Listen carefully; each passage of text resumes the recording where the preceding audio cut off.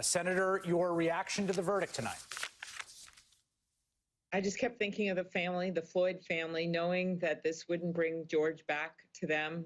He'll still never be able to hold his children or visit his mom's grave. And so he's still gone. But that family, Chris, held in for justice.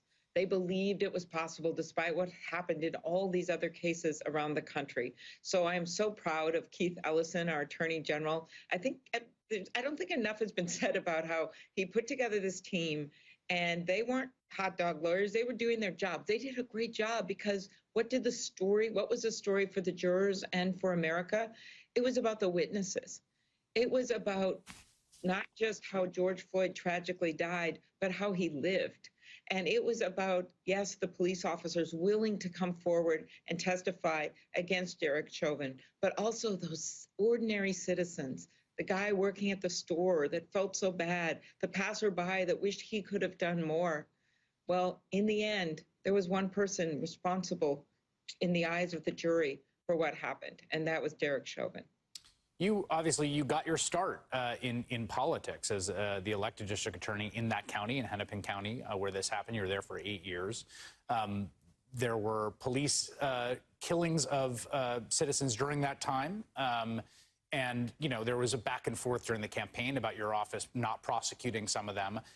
I wonder if you feel differently now about the way the system works than you did as a district attorney in that job, if there are things that you would go and tell yourself occupying that position 20 years later. Of course. I think one of the things we've known is that there's systemic racism throughout the system. And back then we were working on things like working with the Innocence Project on making sure that people who looking at DNA samples, making sure that people's interrogations were videotaped. But we had that standard in place that sadly still is. And one of the things I'm so devoted to is trying to pass the police reform on the federal level and the state level so that there is a higher standard for when police use force and we have more accountability.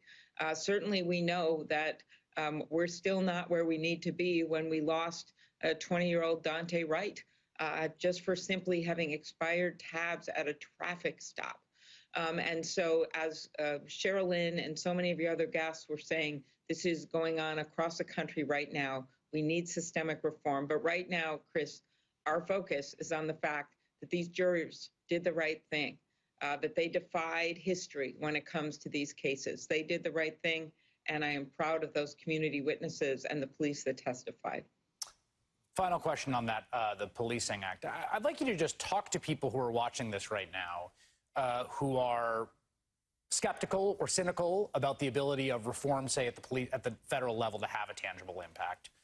What you say to them when they say, I feel like we're fiddling at the margins, there's something deeper here. Make an argument to me that things can get better on this score.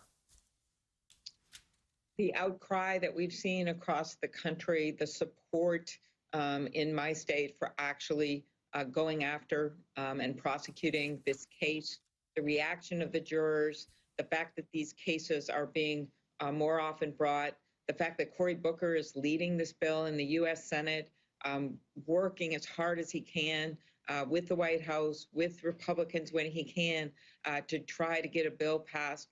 This is all progress over where we were, and it has gone too slowly, and we shouldn't wait another day. I want to pass this now. As you know, I'd abolish the filibuster tomorrow. Yeah. I'm sick and tired of what's been happening in the gridlock in the Senate on voting rights and on so many other things. But what we saw today was a community saying enough is enough. Senator Amy Klobuchar, of course, who represents that great state of Minnesota. Thank you so much for making some time with us tonight. Thank you, Chris. It's great to be on. Ahead, the